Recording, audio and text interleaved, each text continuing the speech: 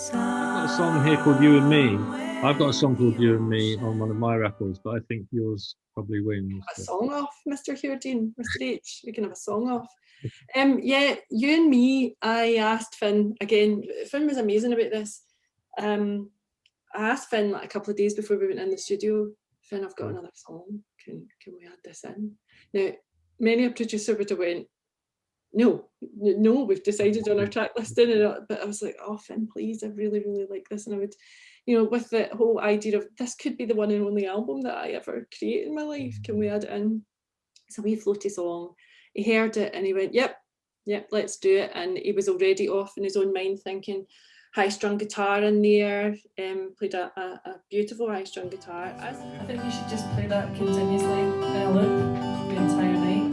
I could actually quite happily just like one of the things Paul did was we went to record the high-strung guitar and I had an idea of all these different high-strung parts, and then he was like, oh, we'll plug it in. I've got this Watkins copycat, a tape delay lying around. Have you got a jack socket on that guitar? So we plugged the guitar directly into the Watkins, and he was kind of doing stuff with a Watkins copycat while we were recording, and then there was this weird sounding Watkins affected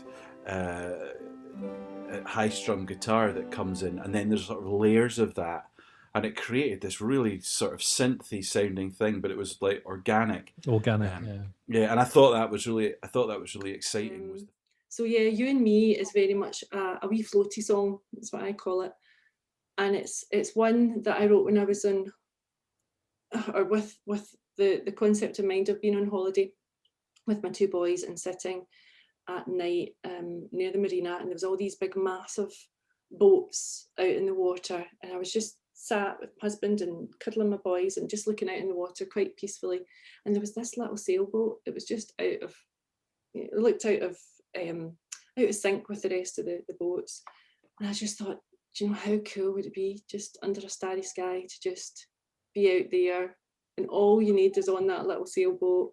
I've got everything right here. I haven't won the lottery yet. I've got everything I need. I have the love, I've got my kids, I've got my husband, I've got health, family, all the rest. And I thought, if I was out on that boat, how can I put into words the message that I want to portray to my kids in future about this is all you really need, this is what's important in life. Yeah, it's fantastic. There always seems to be one that arrives, So what about me?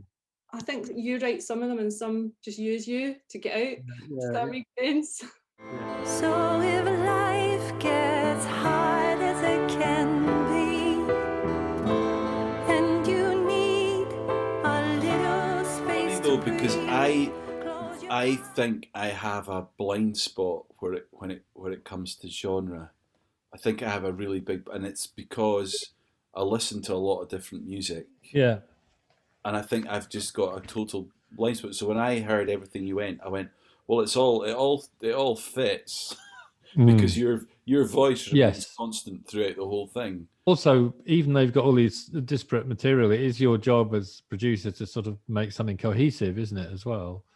Which I think you did really well. So it's varied, but it feels like you're in the same place for 40 minutes, And I like that as well, because there's a few albums that I listened to, like when I was researching for doing Elaine's, where I would listen to like bits of people's tracks and then skip, and I'd be like, that song's the same as that song, the same as that song, the same. Yeah. And it's like I'm not like the same key, but like the same groove or the same instrumentation, everything happening in the same way. And I think as much as possible, try to avoid that. It needs to be an album that I would listen to.